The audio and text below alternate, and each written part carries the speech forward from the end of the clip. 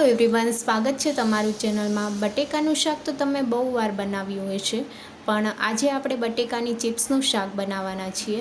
જો તમને મારી રેસીપી ગમતી હોય અને હજુ સુધીમાં ચેનલને સબસ્ક્રાઈબ ન કરી હોય તો સબસ્ક્રાઈબ કરવાનું ના ભૂલતા। તો ચિપ્સનું શાક બનાવવા માટે બટેકાને ઊભી સ્લાઇસમાં કાપી લીધા છે। તો લગભગ 4 થી 5 નંગ જેટલા બટેકાને મેં આ રીતે કટિંગ કરી લીધા છે। સાથે 2 મીડિયમ સાઇઝની ડુંગળીને પણ ઊભી સ્લાઇસમાં કાપી લીધી છે।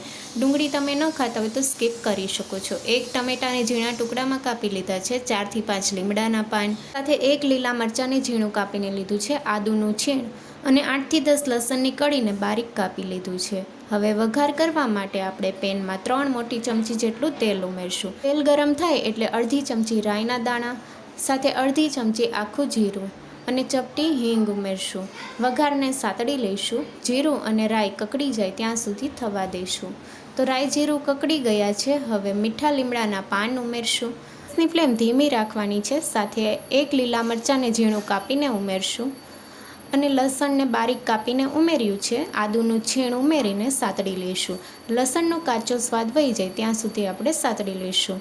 લસણનો કલર ચેન્જ નથી કરવાનો, આ રીતે સાતળી લીધું છે। હવે ડુંગળી ઉમેરવાની છે। તો 2 મીડિયમ સાઇઝની ડુંગળીને ઊભી સ્લાઇસમાં કાપી લીધી છે।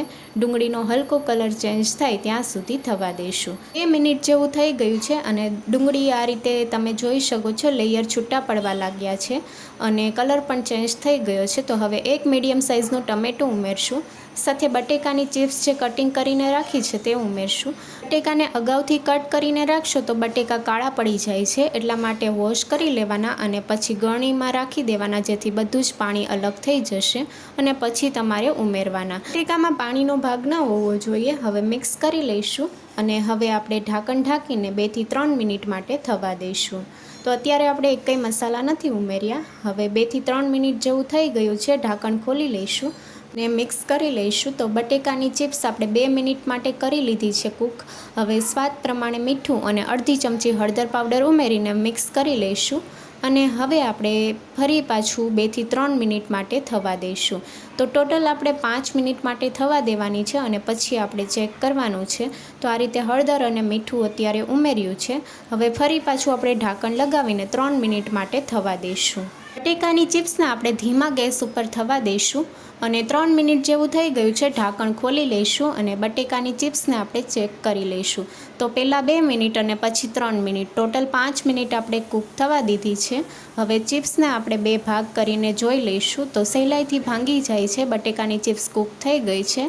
1 ચમચી કાશ્મીરી લાલ મરચું પાવડર સાથે 1 ચમચી ધાણા જીરું પાવડર, ચિપ્સને એકદમ ચટપટો ટેસ્ટ આપવા માટે 1 ચમચી મેગી મસાલા ઉમેર્યો છે। સાથે અડધી ચમચી આમચૂર પાવડર ઉમેરીને મિક્સ કરી લઈશું।